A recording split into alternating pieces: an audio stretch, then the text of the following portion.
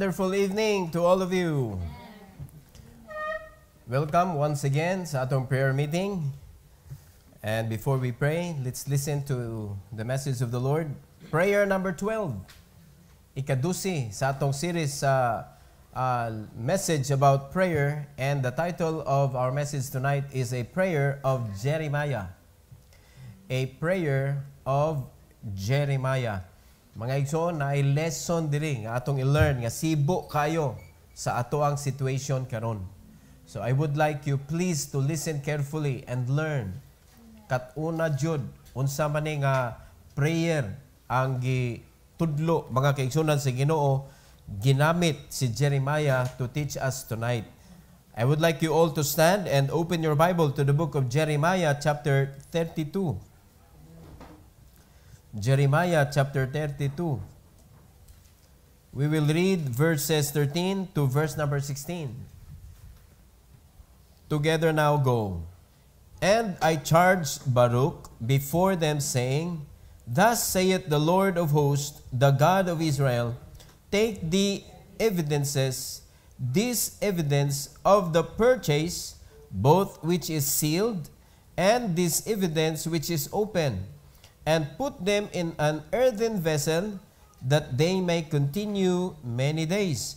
For thus saith the Lord of hosts, the God of Israel, houses and fields and vineyards shall be possessed again in this land.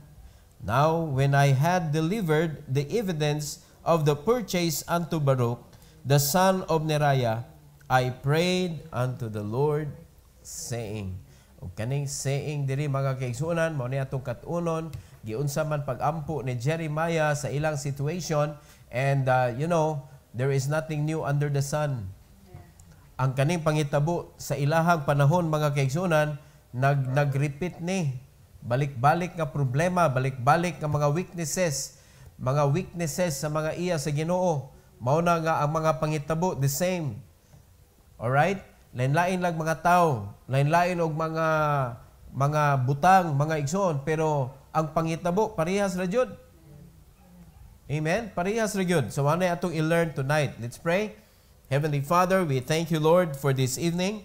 Thank you for giving us this opportunity to hear the message of thy word, O God. I pray that you use me, empower me to preach your word, O Lord. Tuguti nga masabtan namo ang flow sa story, and help us to learn the lesson out of the story of Jeremiah, O God, tonight. And please prepare our hearts tonight for your message, and help us to honor you and to glorify you as we listen. This is for your glory, in Jesus' name. Amen. You may take your seat, please. Kaning itabuan mga kaigsunan, ang mga properties nga gisaad sa Ginoo sa Israel, gisaad sa Ginoo sa iya mga katawhan, nakuha sa lain nga dili iya sa Ginoo. O itugot ba din sa Ginoo? Well, mo na atong paminawon diri nganong nahitabo man na. Ato nang gibahin sa katulo para masabtan nato, dali ra nato mahinumduman. Una natong isgutan mga kaigsunan, Jeremiah's adoration to God. Jeremiah's adoration to God. Kay ang gisulti sa Bible, nag-ampo man siya pag human na, kay dapat ang kanang property mga kaigsunan gihatag ra man na sa Ginoo. Amen? Nakainumdum ta sa panahon ni Moses, nga ningon ang Ginoo, susihat to ninyong lugar nga akong ihatag ninyo. So in other words, mga kaigsunan, ang kanang mga property ug tanan natong gamiton para sa pagpangalagad sa Ginoo, i-provide ra na sa Ginoo. Amen? Pero nganong naadto man sa sayop nga kamot? Nganong naadto man? So mo na ang gisugyot sa Ginoo, you need to purchase it. Palita, Jeremiah, palita. So mo na pagkapalit na evidence, unsa may evidence karon nga nakapalit ta? Title, mo na gisulti diri mga kaigsunan, kanang sealed nga evidence. Unsa may sealed nga evidence karon? Title. Unya na po'y open evidence. Pwede na natong ingnon deed of sale. No, nga mo mapakita na to ba? Nanay may deed of sale. That's evidence.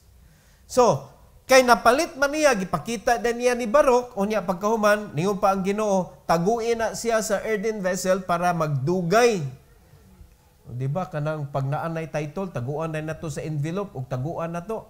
Kay maunay evidence nga magamit na nato ang property para sa Ginoo. Pero, diara ang pangutana karon before nato paminawon ang iyahang adoration sa Ginoo. Kaya atom ning sundon siya, para mahitabo sad sa tuwa mga kaigsunan nga maka-purchase ta. Are you listening? So, kung nagtinarong pa lang ang mga Kristohanon, dapat tatagan. Pero ang Ginoo ra siya nag-ingon, purchase it. Nya kinsa may mutabang? Siya ra gyapon. Siya ra gyapon. So paminaw na to si Jeremiah mga igsoon, unsa may gibuhat niya. In verse number 17 to verse number 22, ingon na Bible igsoon, Lord God, behold, Thou hast made the heaven and the earth by Thy great power and stretched out arm, and there is nothing too hard for Thee. Amen. Grabe yung adoration sa Ginoo. Lord, wag gyud imposible nimo, Lord.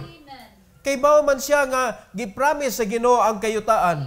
Kay bao siya nga gihatag sa Ginoo kanila mga kaigsunan, but it is already in the hands of the enemy. So, iyang giingnan na Ginoo, Lord, ikaw ang pinakangilngig nga Ginoo. You have great power. Ingos verse number 18, Thou shewest loving kindness unto thousands, and recompensest the iniquity of the father into the bosom of their children after them. The mighty God, the Lord of hosts, is His name. Grabe ayang adoration. Kita, naatay mga panginahanglan, mga kaigsunan, diritso ra tagyango sa Ginoo without acknowledging who God is. Amen? Kanang inig-ampo na to karon, diritso ra tag istorya sa Ginoo without adoring Him. Amen? Mura na tag istorya silingan ba? Mas muhatag patag respeto mo istorya tag dato kaysa pagkig-istorya na to Ginoo. Nasusin ninyo mga kaigsunan when we pray? Mura na o kanang taphaw ra ba? We are going to approach the great King. He is the King of Kings, the Creator of everything. Because verse 19, Great in counsel and mighty in work, for thine eyes are open upon all the ways of the sons of men, to give everyone according to his ways and according to the fruit of his doings. Walay natago sa mata sa Ginoo. Muna kita nga magdudluhod ta, mag-ampot ta sa Ginoo, mga kaigsunan, kay baong Ginoo, kung unsa na imong giingon, sakay-sakay ra ba na? Nagbinutbot na pod ang Kristohanon. Para lang yun nga, ingnon nag-ampo. Pero kung imo paminawon mga kaigsunan, kung ang Ginoo mo'y maminaw, agoy, wag yun kapasar. Amen? So, in verse number 20, which has set signs and wonders in the land of Egypt, even unto this day, and in Israel, and among other men, and has made thee a name as at this day, and has brought forth thy people Israel out of the land of Egypt with signs, and with wonders, and with a strong hand, and with a stretched out arm, and with great terror. Mga igsoon, nakaibaw ta sa story. Gamay rang Kristohanon nga way kalibutan aning paggawas sa mga Israelites gikan sa Egypt, kay naani sa Bible story. Amen? Kung Kristohanon ka, waka kay baw, unsay kinabuhi sa mga Israelites before, sa diyang naapa sila sa kamot sa kang Pharaoh, sa Egypt, mga igsoon, they cannot worship God. That is the problem. Amen? Dili rason mga kaigsunan nga gikuha sila sa Ginoo tungod kay nagkalisod sila. Dili rason nga gihulbot sila sa Ginoo sa Egypt kay kuan sila apiki ang ilang kinabuhi ni Pharaoh. Ang reason mga kaigsunan that they cannot worship God. Amen? Way laing rason. Dili provision. O karon, gipapahawa na sa Ginoo sa Egypt. Ang ilan ang reason nga nung mubalik sila sa Egypt, provision. Wa sila kasabot nga nung gipahawa sila sa Ginoo. Nga kung nakasabot pa lang sila, mga kaigsunan, providean sila sa Ginoo, ma-enjoy sila sa provision sa Ginoo, kay wa ra ba gyud ni miss ang Ginoo pag-provide bisan sa kagahi sa ilang kasing-kasing. Gipakaon sila, giproteksyonan sila, tanan gihatag sa Ginoo, mga kaigsunan, impossible things. Could you imagine, igsoon, nahitabo ang wa pa nahitabo sukad sa ilang kinabuhi, nga gigiyahan sila pillar of clouds and pillar of fire. Pero wag gyud nila na-appreciate ang great power of God. Sa pag-rescue sa Ginoo nila, kaya di sila ka-worship sa Ginoo. Amen? So ilang gibuhat, ganahan sila magpaprisog balik. Kaya may pa dito sa Egypt na ipagkaon. Tanawa mga Kristohanon karon, asa padong? Padong ba sa field o padong sa kanang trabahoan? Na padong sa pagpangwarta, bisag unsa pa nga form. Bisa pa business na imuha. Kung wala kay plano sa pag-disciple, mga kaigsunan, mura ra gyapon ka og Israelite nga naa sa Egypt. Nakalimot sila. Mga igsoon, mo na part sa adoration ni Jeremiah, iyang giingnan ng Ginoo nga ikaw gyud Lord ang nagpapahawa sa mga Israelite sa Egypt. Tanawa na, and has given them this land, which thou didst swear to their fathers, to give them a land flowing with milk and honey. Ihatag ra na, mga igsoon, gihatagan na sila. Ang problema, kay bomtas problema, they did not appreciate what God did. Ug nagpadayon ng problemaha karon, mga kaigsunan. We do not appreciate giunsa ta sa Ginoo pag-protect, pag-provide, giunsa ta sa Ginoo pagsapnay, mga igsoon sa atong kinabuhi nga hantud karon naata ligo natong lawas. No? Nagkatag-katag na diha ang COVID, pero sa grasya sa Ginoo, mga kaigsunan, naa ang protection sa Ginoo sa inyong matag usa ka kalawasan. But you did not appreciate. Manay problema. So nganong naingon ana mana? Dakong tendency, you are lack of adoration. Just listen to the adoration of Jeremiah to God. Usa na, mga kaigsunan, when you lose the adoration to a person, you will lose respect and you will forget unsa siya ka-importante sa imong kinabuhi. Pamita na, kung ang bana, dili na kay siya mo adore siya ang asawa, di na kay mo adore siya ang bana, awa na, mura nagkuyog lagi mo. Pero mura kagwa diha. Nagbangga na mo sa suod sabay, di gyapon mo magstorya. Mura na mechanical ang inyong relasyon. Wanagi ka kainomdom, kanusa ka niingon, how are you? How are you today? I love you. Napa ba na mga pulunga? Ngagibuhian nimo sa dihang nangulitaw ka? Napa ba? Napa ba bang pagpangutan na nga na ba kay mga kikinahanglan? Sa uyab pa, hala, tanan pangutanon, bisag waningon nga, wa lagi, ay naa lagi kay need lagi. Unaw naa ba? Pugson yun mo. O karon naminyo na, ingnon og need, masuko.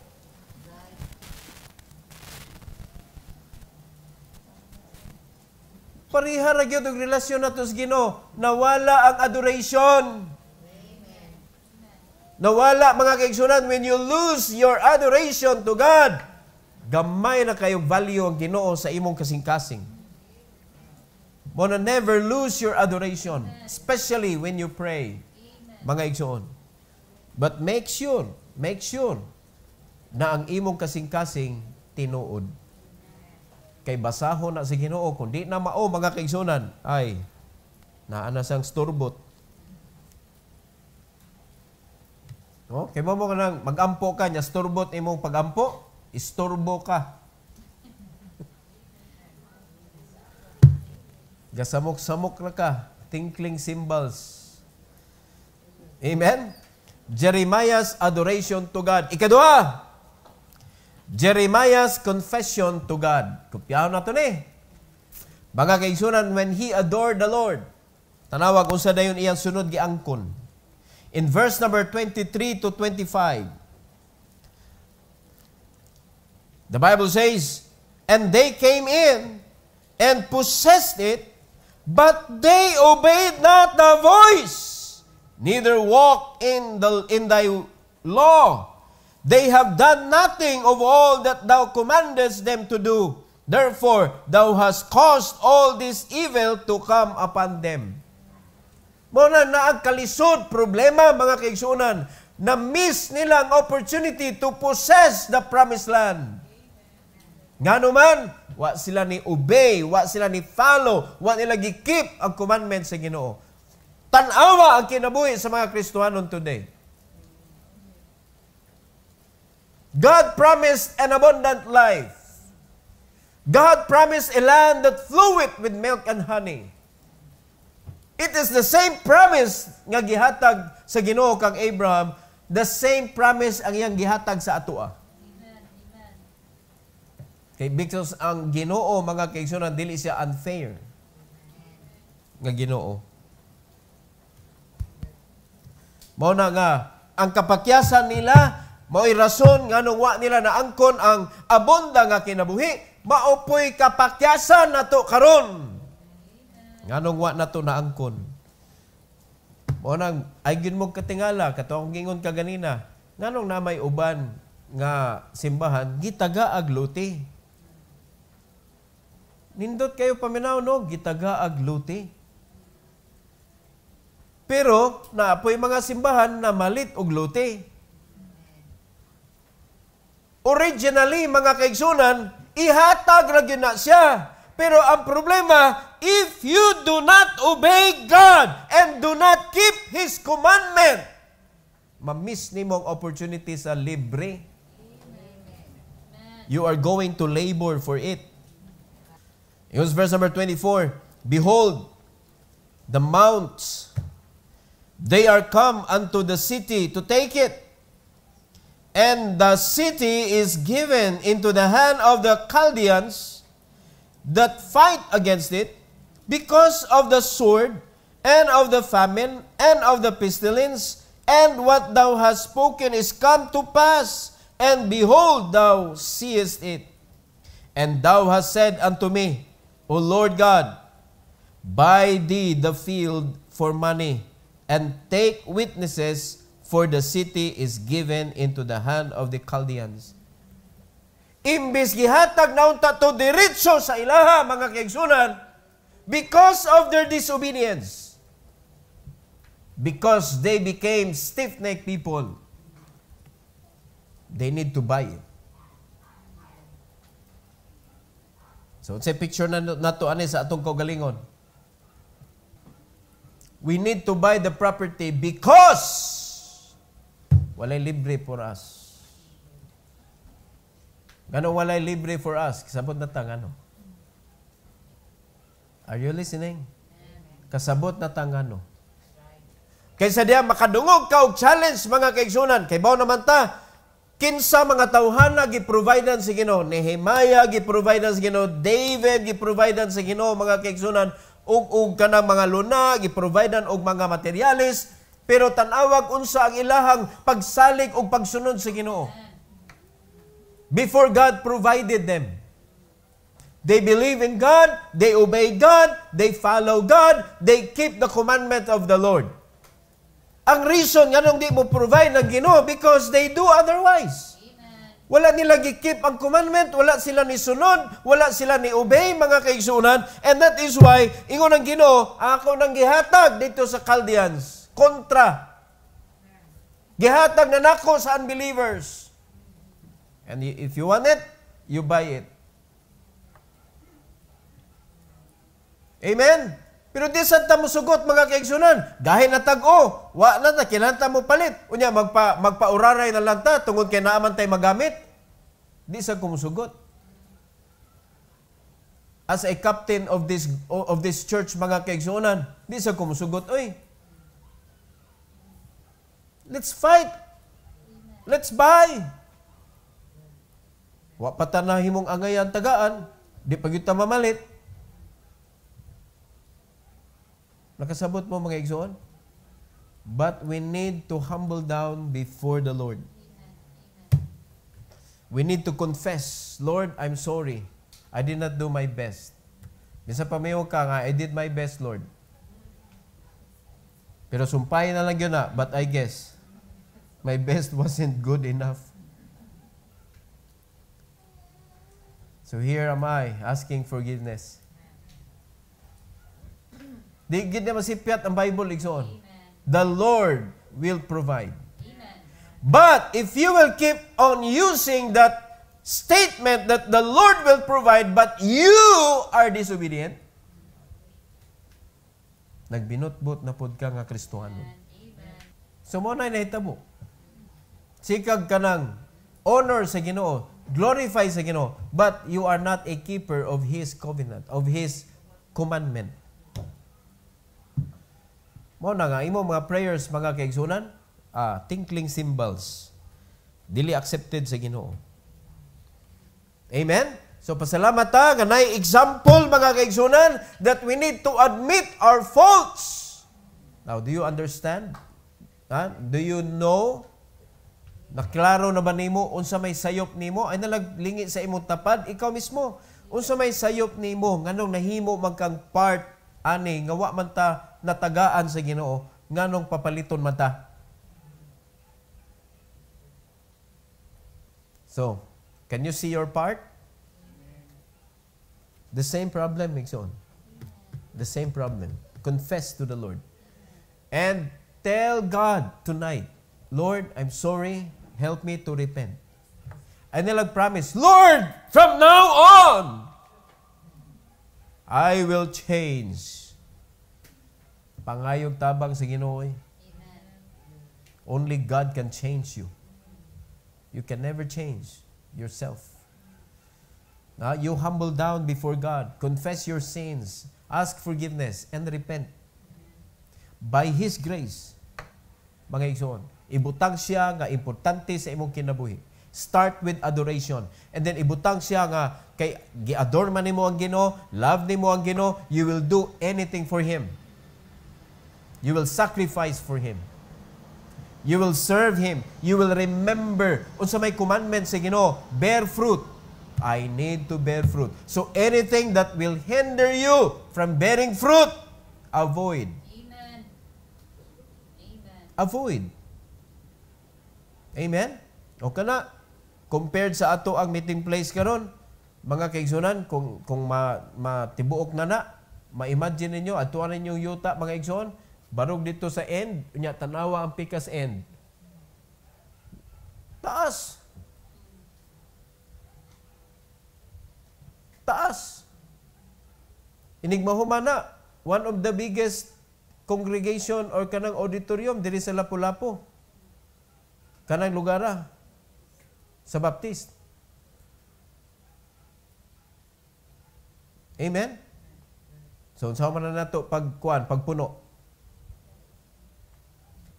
Saan na ito pagpuno? Discipleship. Mo na butangan yun nato, this is a disciples assembly. Amen? Amen. Disciples assembly. Amen. God's disciples are meeting in this place. Amen. Dapat disciple yun. Amen. Mga kaigsunan, unsa may 3 major ingredients sa usa ka disciple. Nga matawag ka nga disciple ka, aside nga puno ka sa balang espiritu. You are following. Unsa may makita diha nimo mga visible mga kaigsunan. Tulo ra man gyud. You have health, wealth, and time. Kanira gyud tulo. It will make you free in serving the Lord. Kay mo man yung rason, kaning tulo, mo ni rason, nga hindi ka kapangalagad. Ay, naglain akong lawas. Di apoy usa. Ay, wakoy budget. Apoy usa. Ay, busy ko. Di ba? Mo ni ato ibutang sa atong kaugalingon. So the more you study the Word of God, the more God will move you out from Egypt that hinders you in worshiping the Lord. Mahimo kang free. Unya sa diyang pagdawat na to sa balang espiritu, liberty na biya to. Kagawasan na biya to. Nga na'y gahom ang Egypt nga kuptan ta. Wa na'y gahom ang kalibutan na kuptan ta para siya mo gamit na to. Nga nung magpagaid magyud ta. Diba? Mo na tudluan jud ka. Mo na ikaw angay ka kitantanan, angay ta magpangay pasaylo sa Ginoo, Lord, I'm sorry. Usa ko nga nahimong rason nganong bugat ang dagan sa church. Usa ko sa rason ngano ang among property, nano gyud unta mi property. Sada gipadala nimo ang pastor namo diring lugaran, nana magyuluna gyud unta. Pero tungod sa kagahi sa among mga ulo, Lord, nahatag na hinoon sa Chaldeans. Now, help us to purchase it. Pero Ginoo may nagsugo na to. Amen? So how can we do it? Ari na to katunon sa ikatulo, mga kaigsunan nga kuan lesson nga atong ma-learn tonight. Jeremiah's answered prayer from God. Jeremiah's answered prayer from God. Sugod sa verse number 26 hangtod sa 34. Atong basahon, the Bible says, Then came the word of the Lord unto Jeremiah, saying, Behold, I am the Lord, the God of all flesh. Is there anything too hard for me? Wala. So, pwede na ko ihatag ng yuta sa kaaway? Pwede na ko ihatag nimo. Walay lisod para nako. Pero aning higayuna, gihatag niya sa Chaldeans. Verse number 28. Therefore, thus saith the Lord, Behold, I will give this city into the hand of the Chaldeans, and into the hand of Nebuchadrezzar, king of Babylon, and he shall take it. Kinsa untay gitagaan ani? Israelite. Pero kinsay ni kuha? Chaldeans. Verse number 29.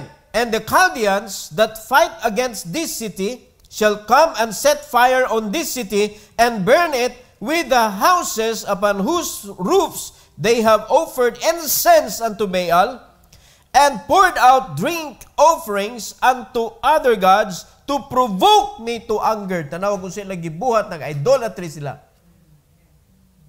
Ang rooftop, imbes gihimong garden, gibutangan ng birhen. Imahin. Garden lang, okay na na. Anong buta pa magribulto? Mo ilang gibuhat. Wala, gipabuhat sa Ginoo, gipasunog kaysa gisugo, kaaway. Di ba insulto na? Verse 30. For the children of Israel and the children of Judah have only done evil before me from their youth. Tanawa na, bantay mga young people. Young people pa lang, sige nagpabadlong, hantod pagkaminyo na, wag yo'y gidalit sa buluaton sa Ginoo nga tarong. For the children of Israel have only provoked me to anger with the work of their hands, saith the Lord. O kumusta ang trabaho sa imong kamot? Buluhaton ba na sa Ginoo imong gitrabaho? O buluhaton sa kalibutan? We are provoking God to anger. Kung dili nato buhaton ang iyang gisugo. Unya naglihok man ta pero ang atong gigamit, ang lawas nga iyang gipahuwam nato, mao atong gigamit nga para sa atong kaugalingon ra, dili para niya. Tanawa ra gud unsa na ka provoking para sa Ginoo. 31. For this city had been to me as a provocation of mine anger and of my fury from the day that they built it, even unto this day, that I should remove it from before my face, because of all the evil of the children of Israel and of the children of Judah, which they have done to provoke me to anger. They, their kings, their princes, their priests, and their prophets, and the men of Judah, and the inhabitants of Jerusalem, and they have turned unto me the back and not the face. Though I taught them, rising up early and teaching them, yet they have not hearkened to receive instructions. Perting grabihag yun aning klase. Makita na ito ni karon sa mga Kristohanon. Amen? Mas grabe ron. Kay sila, ni-approach sa Ginoo, backward, maulaw man sila. Pero karon ato bangay Ginoo. Praise the Lord pa. Amen, Lord?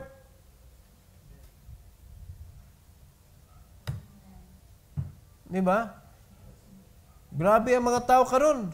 Nagkagrabe, mga kaigsunan, ang pagka-wicked. Now, very clear.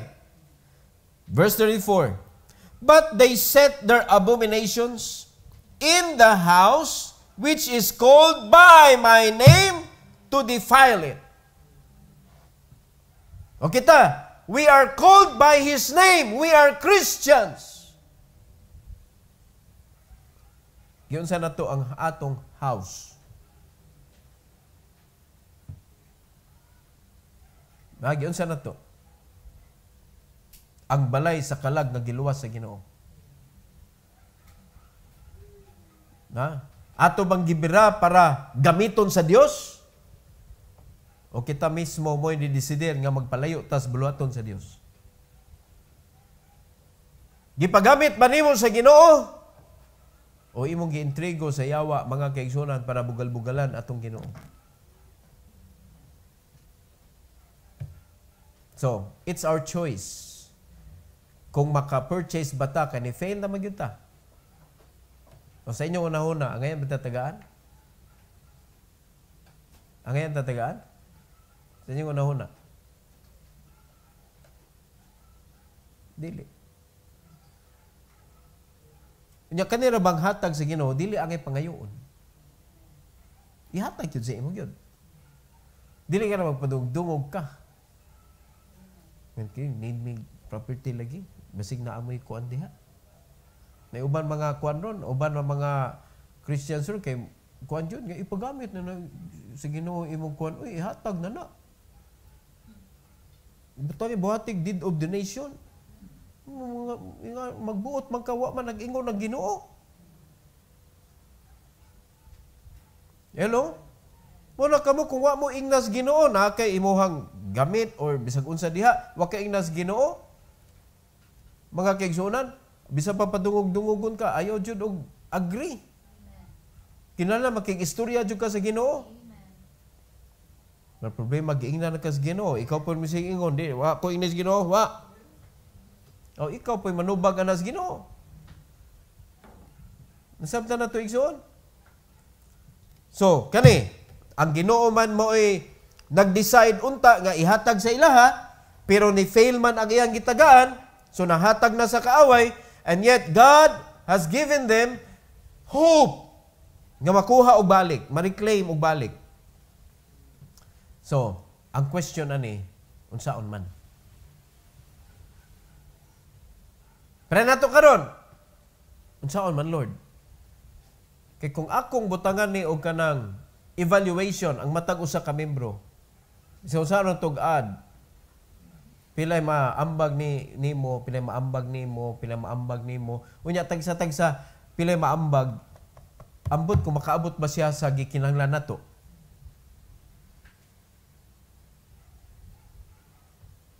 Murag di. So naa ang question ron sa atong una-una. How, Lord, how? Unsaon manamo pag-purchase? Oh. Let me close, mga kaigsunan. Jeremiah 33, 1, 2, and 3. The Bible says, moreover, the word of the Lord came unto Jeremiah the second time while he was yet shut up in the court of the prison, saying, Thus saith the Lord, the maker thereof, the Lord that formed it, to establish it. The Lord is His name. Unsay gingon sa Ginoo. Naglibog ka, Jeremiah? Ha? Naglibog mo, lighthouse? Naglibog mo, unsaon? Unsay gingon sa Ginoo. Call unto me, and I will answer thee, and show thee great and mighty things which thou knowest not. Amen. Ug nakita namo ang lihok sa Ginoo. Amen. Amen. Amen. We desired it before we utter. Giingon na daan sa among angay ingnon. Amen. Niingon pa gyud sila, wag gyud mi planong mamaligyag property. Para inyo gyud tingali gyud na. Dam sila daghang property. So wag gyud mi plano unta mamaligya. Pero tungod sa ilang need, o kinsa may nag-cause sa ilang need, wa man ta sila problema. Ang nag-cause sa ilang need, si Odette. Pero tungod sa Odette, wala naguba ang ilang kuan kaayo. Pero ang problema, ang ilang production, nagproblema sila kay wa pay kuryente hantud karon. And they need to move out. Tungod ra gyud ana gyud, kinsa may naghimo ana. Di man na hinimo sa tao. And before the storm, nahitabo mga kaigsunan, giikita sa midaan. Gikita sa mi, unya, wala na human ang resibo. Hantod karon. Mga kaigsunan, it is the working of the Lord. Gigamit sila. Sila ang nahimo nga Chaldeans. Nga nabutang dito sa ilang kamot, mga kaigsunan, diri ko gipada sa Ginoo sa babag. Amen. So naay property diri. Amen. Mga igsuon, nanata sa portion nga palito na to. Pero naglibog ta. But the good news is, our hope is still the Lord. Amen. Amen.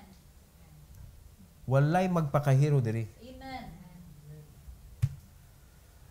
So kung unsay isulti sa imo captain nimo, please support this one. Ato ning buhaton, ato ning i-pray, aning dapita, ingunana, just do it. Amen. Just do it. And prepare yourself.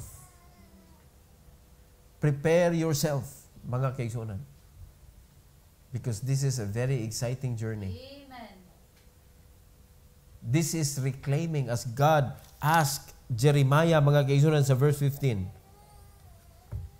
Houses and fields and vineyards shall be possessed again in this land. Amen. Amen. Shall be possessed again in this land. Ang giingon sa Ginoo, houses, fields, and vineyards. Nabiyaan na to ning lugar. Balik ta sa Ginoo. Amen. Atong i-repossess. Amen. Sa kadaghanan na tudloan ani. Amen. Amen? And God is still the same. Amen. Yesterday, today, and forever. The same instruction. Wala na kayo ko, Lord, I am very sorry. I am very sorry. We are not worthy for a free property. But please lead us the way. Amen. Amen. Guide us. Help us not to commit mistake in this deal. Amen. Gihikap na sa Ginoo mga kaigsuonan ang owner. Amen. Now, if we are not going to keep God's commandment, mura ginako hangyo ninyo. tun-i og ayo mga kaigsunan ang discipleship lesson Amen. and start making disciples. Amen. Because that is the very reason why God provide a property Amen. to His work. Because of the laborer. Amen. Na ay laborer. Kay kung ikaw, negosyante ka, investor ka, mga kaigsunan, di ka mo invest sa usa ka negosyo nga, way tao nga mo tao, ana. Amen. Now, God called the work of His Father as business. Amen? And God is talking already about laborer. Where are the laborers? Amen. It's few. So mga kaigsunan, let's put ourselves into the work of the Lord. Amen. And you need to disciple, mga kaigsunan. Start with one person. Disciple gyud. Amen. Tudlo gyud, mga kaigsunan. That's how we could purchase the property. Amen. May buong na lang ka, mga kaigsunan. Pabahaon na sa Ginoo imong bulsa. Unya, keep the commandments of God. Usa na tithes, offering, mo na makapaut-ot sa imuhang bulsa, mga igsoon. Kung di na nimo buhaton, uli jud ka sa tithes, hatag ka sa offering, keep on discipling, and then just keep the commandment of God. Mga igsoon, may buong na lang ka. Magbaha na imong bulsa sa panalangin. That's how God provides for His work. Amen? Mao na'y pamaagi. So, pasalamat gyud ta aning prayer ni Jeremiah. It is a big lesson for us sa atong situation karon. Mga kaigsunan, dili ni timing. This is God's message for us. Amen? Gisiris biya na to. Gisiris na to. Padung ta sa New Testament. So, mo ni, ang sugyot sa Ginoo na to. Do not be afraid. Just keep on calling Him. Keep on calling Him. And keep on calling Him. And keep on calling Him. Sunod imong buhaton, keep on obeying. And keep on obeying. Keep on obeying. Kaya di ka madag ka usa. Never stop. And don't lose your love to the Lord. Every head bow, every eye closed. Heavenly Father, thank you so much, O God, for the adoration, the confession, and the answered prayer of Jeremiah. Nahimo namong inspiration karon sa among tinuod nga situation. Help us, dear God, not to be afraid. Please help us not to surrender. Please help us, Lord, not to leave our post, but help us, O God, to be more stronger in obeying your commands. Dear Lord, it's a big challenge for us tonight to purchase a property and to build a building. And you commanded us, Lord, to reclaim it. You commanded us to repossess it. Tuwa naman sa kamot sa Chaldeans, karong panahon na. And please help us, O God, that we could get it back for you. We could get it back, O God, for your word. Thank you so much, O Lord, for the Holy Spirit that will guide us, that will strengthen us. Thank you so much for the Bible that will teach us sa imuha mga principles, mga examples na makatunan namin. And thank you for each and every one tonight nga nakadungog ining nga mensahe, Lord. Please help us, Lord, to make things right so that dili na may tabo na usab na maadto sa kamot sa kaaway ang imong gi-promise namin. Thank you, Lord, and we give you all the glory and the honor tonight. In Jesus' name. Amen.